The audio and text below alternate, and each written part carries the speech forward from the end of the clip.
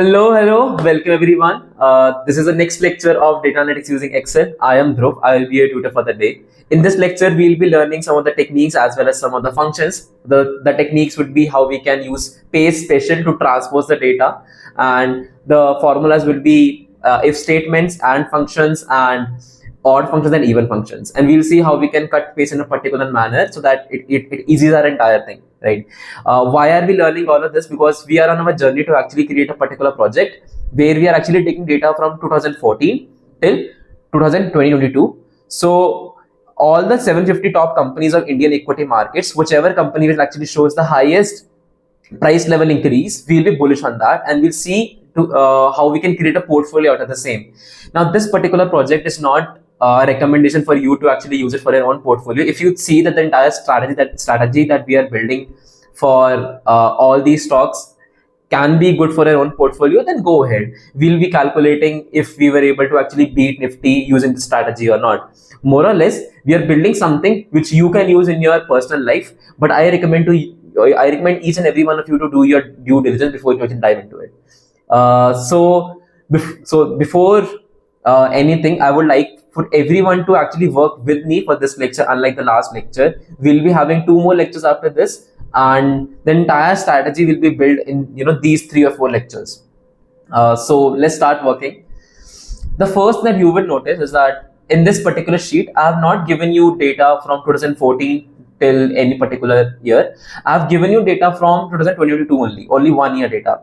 And if you can do Control Shift down arrow, you can see I have given you the top 750 companies from the entire year, right?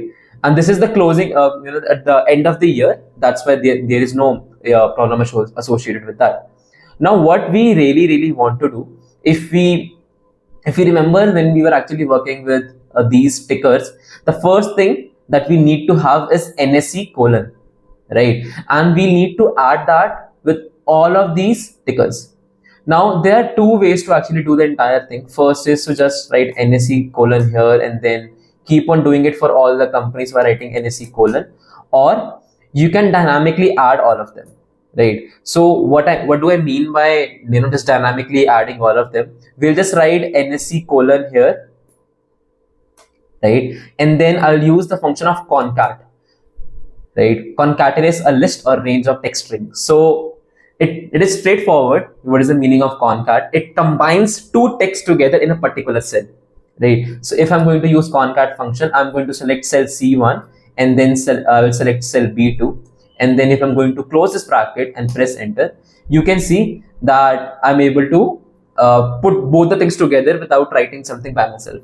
Now, the problem associated with this code is, let's say I'm going to pull it down. You can see that for this particular, let's say, code, NSE Reliance is being used. And as we'll keep on going down, all the tickers which are above, let's say for C16, it is using the value which is in C15, and it will keep on going like that. And that's why it will keep on increasing. All the tickers are being taken together one by one. We do not want that. We want our concat function to take only cell C1, and we can do it by using a technique of anchoring. What do I mean by anchoring? If I'm going to write $C $1 and then click enter and then do Control Shift down arrow and Control D, you can see that was not the case. And if I'll go down, you will see that every single time I'm going down or doing whatever, it is always and always taking the reference from cell C1, right? And why is it happening? Because we have fixated it using dollar functions. So if I'm writing $C, it is actually fixating to the column C, right? And whenever I'm actually going with $1, it is actually fixating the row 1, right? So if the row and column both are fixated, then what we basically are doing is focusing on a particular cell. Now, it is really essential for you to know what exactly is being done here. Let's say I'm writing +1 here, right? And I want only 2 to be there. I don't want this entire series to be with me. So when I'm going down, this you just look at this: G2 + 1, G3 + 1, G4 + 1. When I'm going down, the reference is being is changing only for a particular column. It is not changing for a row wise manner. It's not taking G, H, I, J, K, and so on up to, right? So whenever we are moving in a particular column, the reference or the column will not change. And if we really want to fixate it to row 2, we can do it using $2 as well. There is no issue. You will be able to see that if I'm going to delete this dollar from C and using control shift down arrow to control D, the exact same information will be provided to me. But the problem will be if I'm going to take the next row using shift right arrow, and I will do control R.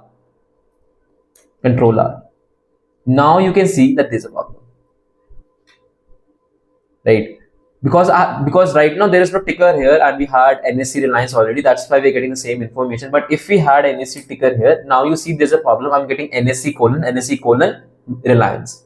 So we do not want that. So for this particular purpose, we'll actually write this only. Now it might sound a little confusing for you right now, but trust me, just look at the code that I'm writing, look at the function and whatever I'm writing on board in front of you, and then try to replicate the same in your Excel files, and then only you'll be able to have a proper grasp of what exactly is happening.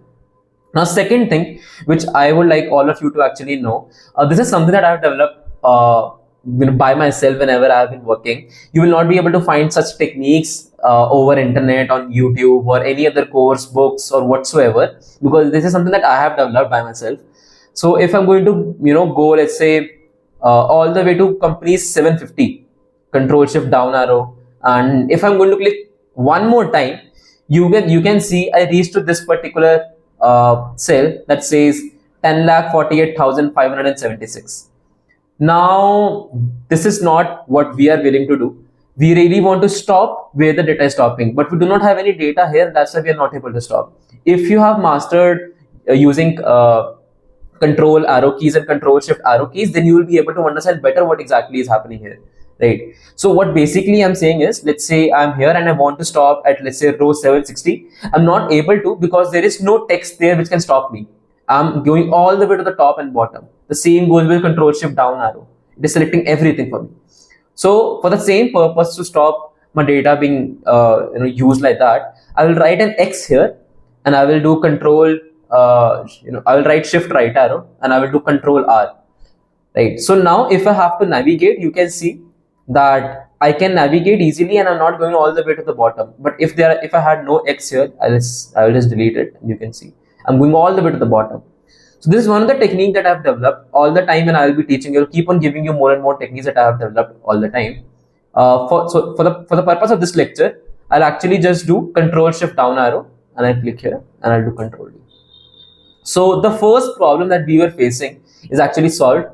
The problem was that we didn't have NSC colon with us. Now the second problem that we are facing right now is all of this information, right? This should be separated by one row, right? So because when we were actually adding information in our Google Sheets, it was, let's say, NSC A if the company name is A, and NSC B if the company name is B, and then NSC C, like that, and all of them is aligned vertically, right? So we need to actually work on this, how we can make sure all this information is aligned in a different way, like this, in a single row and not in a single column, and how we can actually add spaces. So there were three problems that we were supposed to solve. We have solved one already. The second problem, what we essentially will be solving right now is, for these I will be giving more space because they're taking space based on X. We'll be using if function, and function, even function, and odd function. So again, this entire project was created by me, and that's why you will see that I'm using a lot of techniques which are not taught at most of the places. So just be with me and see what I'm doing, and you will be able to understand what is the logic behind everything. So if, okay, it's just like English, right? So just be with me when I'm saying this. I want if this, before this, let's try to create a series. I want you to actually write 1 here, and then equal to D2 plus 1. So what this will do, this will actually create a series. Now do not give any anchoring here, leave it like that, because I want to create from 1 to 760, right? Or what? How many ever stickers do we have? 750, I guess.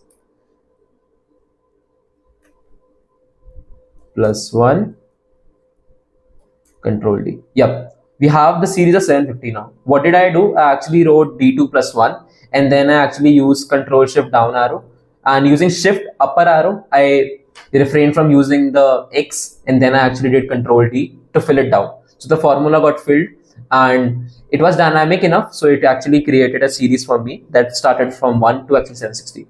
Now, one thing that you really want to do here is, let's say if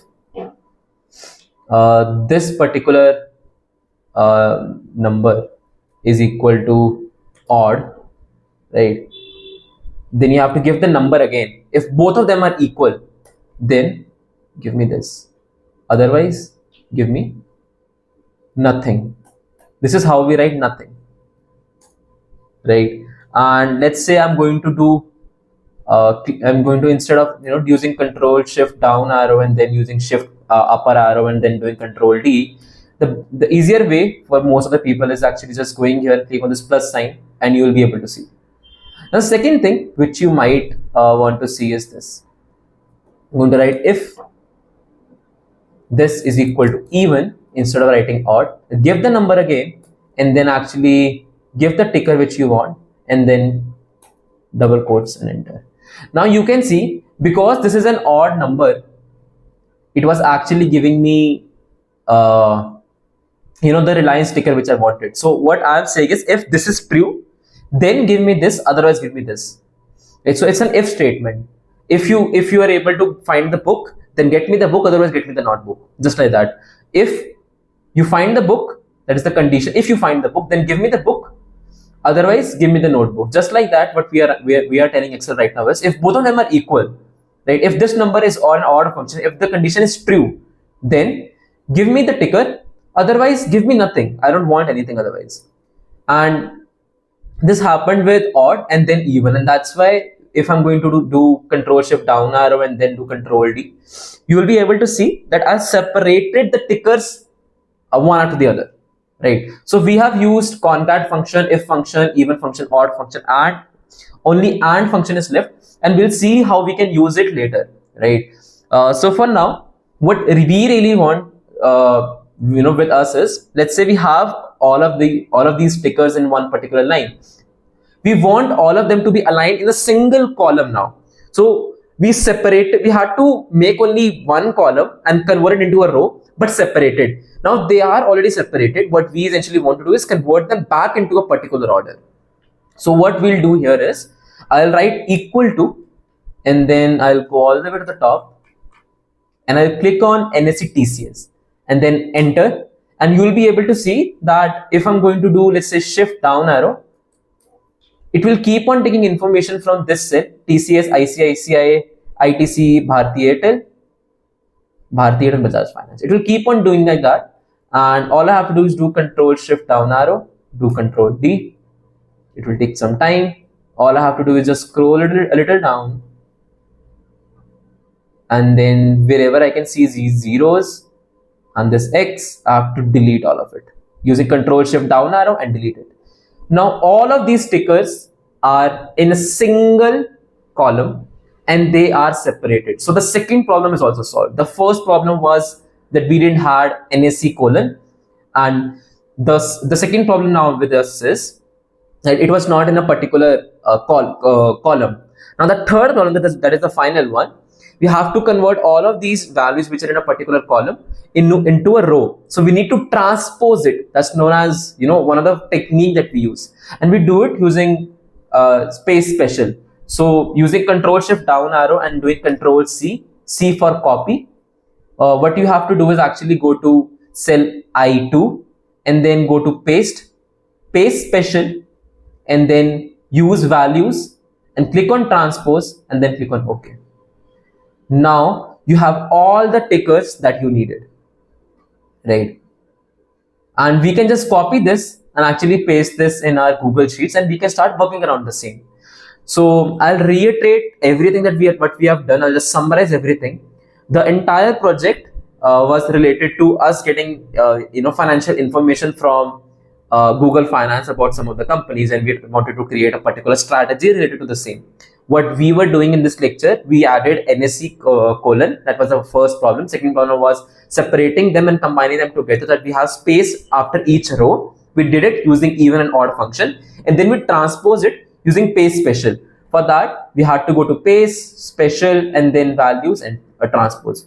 Instead of that, you can also use this. Alt. Okay, I have to select everything and show you.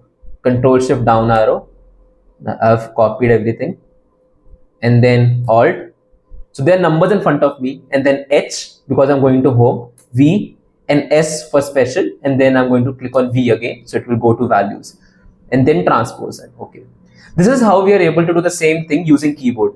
So for me, because I know this technique and I use it extensively whenever I'm working with reports that I have to copy paste information as values, I know for a fact all I have to do is Alt H V S V, right? I'll write the code for you also, Alt H V S V. Right, you must remember this because it's going to help you a lot when you are actually working with examples. All we have to do now is just copy this into Google Finance and start working with the same. Try it out at least twice and create a successful code. Go through the entire video again and actually go to a specific part where you're facing problem, and then you'll be able to sort it out. Excel won't have any problem. It's just that you might have to be very, very careful with the functions that you're writing. Sometimes I've seen students might think that the entire function is right, but they will skip only a single part, right? So they might not write quotes like that, right? They might just write single quote and then click on enter.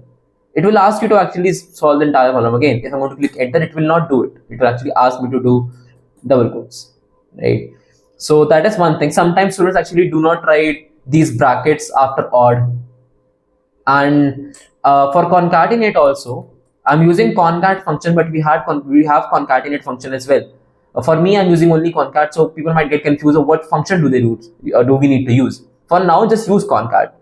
So that would be it for this lecture. If you have any doubts, you can always contact me and we can move on the same. I will love to help all of you out. Thank you so much. I will see you in the next lecture.